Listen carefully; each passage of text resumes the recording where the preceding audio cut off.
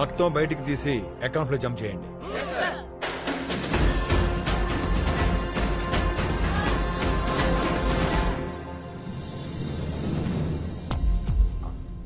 ఆనమ్మా.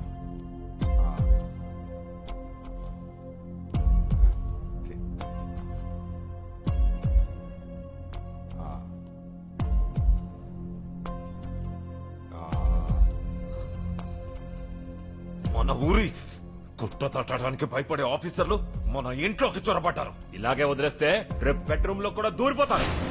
నీకెందుకు నోరు మూసుకుని తిను.